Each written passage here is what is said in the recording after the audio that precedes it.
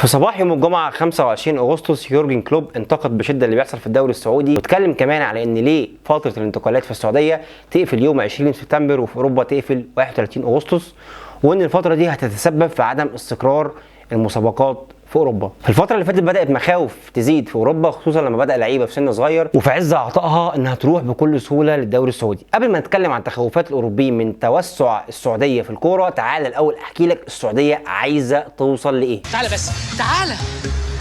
الحقيقه ان الدوري السعودي خلال الكام موسم اللي فاتوا رغم التطور الفني واللعيبه اللي بيجيبوها هم لسه برضو بيخسروا على مستوى الفلوس، بس هم عندهم مشروع طويل الامد ان هم عايزين يعملوا حاجه شبه البريمير ليج كده في الشرق الاوسط، وان هم يجيبوا نجوم كلاس ايه ومش مجرد لعيبه جايه تنهي مسيرتها وتعمل قرشين وتمشي، لا عادي جدا هو شغال على تدعيمات قويه. ودينا شفنا انتقال الاسباني جابري فيجا، لاعب عنده 21 سنه، انديه كتير في اوروبا كانت بتجري وراه وكان قريب جدا من نابولي، وجوارديولا نفسه كان عايزه والاهلي السعودي يخلص معاه بكل سهوله. 40,000 جنيه ومبروك علينا. الدوري السعودي ما اشتغلش بس على اللعيبه، هم كمان بيطوروا في التحكيم بشكل كبير، وحتى التصوير بقى حاجه بصراحه محترمه جدا، لان الناس من الاخر بتستعين بعناصر الخبره في كل المجالات، والنجاح الكبير اللي وصلوا ليه هو نتاج تخطيط ودراسه لتجارب شبه مماثله زي تجربه الصين وامريكا، والموضوع مش ماشي بالفهلوه خالص.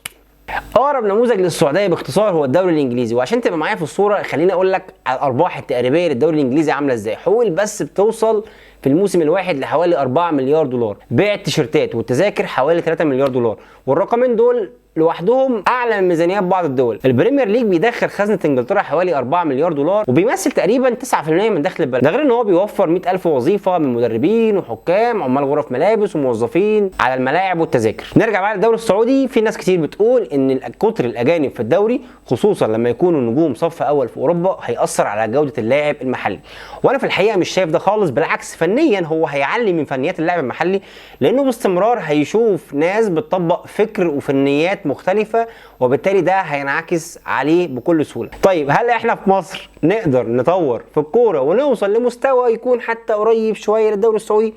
اول حاجه هتيجي في بالك طبعا ان المشكله في الفلوس، واننا معناش فلوس زي السعوديه، لكن في الحقيقه يا صديقي ان احنا مشكلتنا اكبر من الفلوس.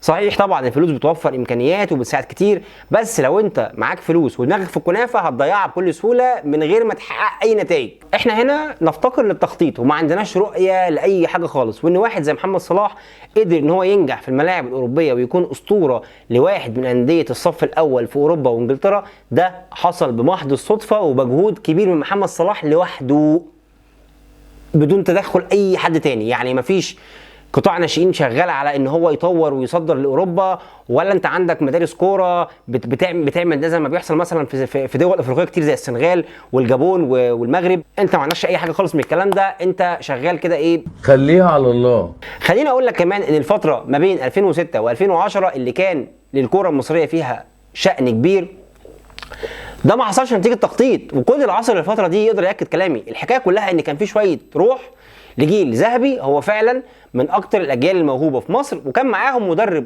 محترم قادر يتعامل معاهم نفسيا، وبعض الظروف خدمتنا مش اكتر. لو رحنا مثلا لاتحاد الكوره فخليني اقول لك ان واحد من اعضاء اتحاد الكوره هو عضو مجلس اداره في واحد من انديه الدوري الممتاز، ده غير ان هو محلل في قناه السعوديه ومحلل في اون سبورت ومذيع في راديو اون سبورت وعضو مجلس نواب، وبيفكر دلوقتي كمان يترشح لرئاسه نادي الزمالك. بالله عليك وانا راضي ذمتك، انت منتظر من واحد حياته زحمه بالشكل ده ان هو يديك نتيجه ازاي؟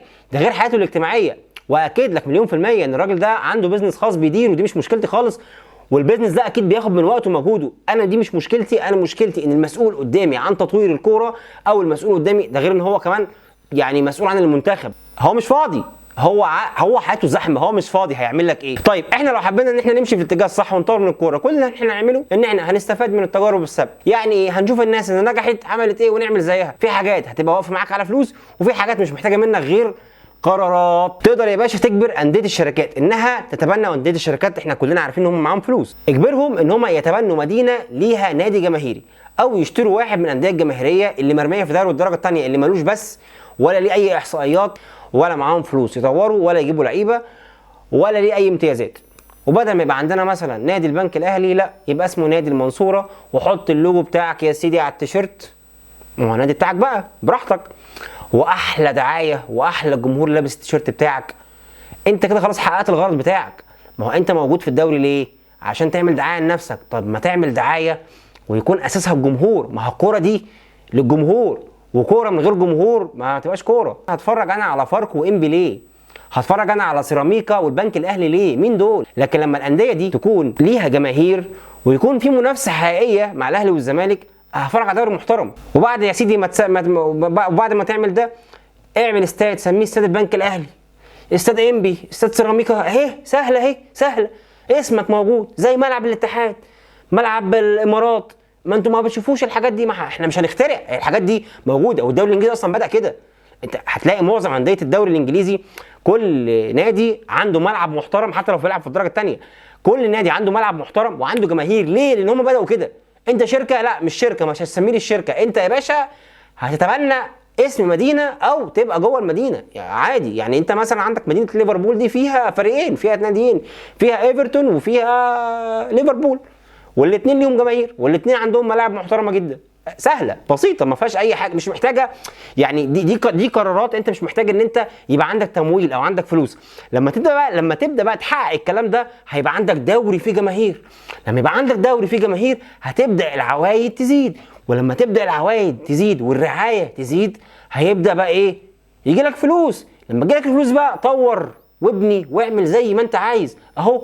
يعني البدايه مش محتاجه، ولما يجي لك فلوس ممكن بقى تبقى تعمل انتدابات قويه للعيبه زي دي، وتبدا بقى تشوف منافسه حقيقيه. وطبعا موضوع الجمهور ده بقى مفروغ منه بقى.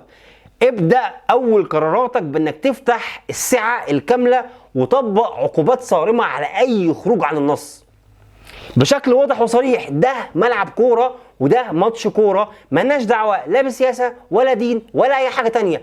هنا كوره وبس، تشجيع فقط. نرجع بقى للسياح الاوروبي. واحده من الصحف في انجلترا نشرت تقرير كبير تحت عنوان: هل تشكل الكره السعوديه خطر على الكره الاوروبيه؟ التقرير اتكلم عن الانتقالات الحديثه وتاثيرها المحتمل في مستقبل المسابقات الاوروبيه، واتكلموا كمان ان هم متفاهمين جدا ان اللعيب اللي اصبح سنه كبير مفيش مشكله ان هو يروح الدوري السعودي بالبلد كده، يروح يعمل قرشين عادي، طالما مش هيعمل لي ازعاج وطالما ده مش هيساهم في التطوير، عادي روح مفيش مشكله. هم اللي بيقولوا الكلام ده. لكن تخوفهم الكامل ان اللعيبه كتير في عز عطائها بتروح دلوقتي الدوري السعودي. والحقيقه الكلام اللي اتقال في التقرير ده يعكس لك طريقه تفكيرهم، ان هم عارفين انك لما تجيب نجم سنه كبير وبيشطب، ده هيوديك لنفس مصير الدوري الصيني اللي ما قدرش يحقق نتيجه كبيره او ان هو يجذب انتباه العالم زي ما السعوديه عملت الايام دي في فتره صغيره. لكن صياحهم الحالي سببه في ان هم عارفين ان السعوديه ماشيه صح، وعارفين ان الطريق اللي ماشيه فيه السعوديه هياخد الدوري بتاعهم لحته ثانيه خالص. وليه؟ احنا ما رحناش بعيد. انا لو جيت دلوقتي قلت لك تعالى قدامنا ماتشين، ماتش في الدوري الفرنسي ما فيهوش باريس سان جيرمان، ها، ماتش في الدوري الفرنسي وماتش في الدوري السعودي، هتتفرج على مين؟ ها بس خلصت. انت عندك 4-5 انديه على الاقل في الدوري السعودي، غير الانديه اللي موجوده اللي هي تبع، غير الانديه الاربعه الكبار اللي تبع صندوق الاستثمار، عندهم برضه تدعيمات قويه. يعني الفكره كلها مش في ان هو الاربع انديه الكبار بس، هو الاتحاد والنصر والهلال والاهلي هم بس اللي عندهم امكانيات، لا كله يا باشا، كله يقدر يجيب. الاتفاق يقدر يجيب، الخليج يقدر يجيب،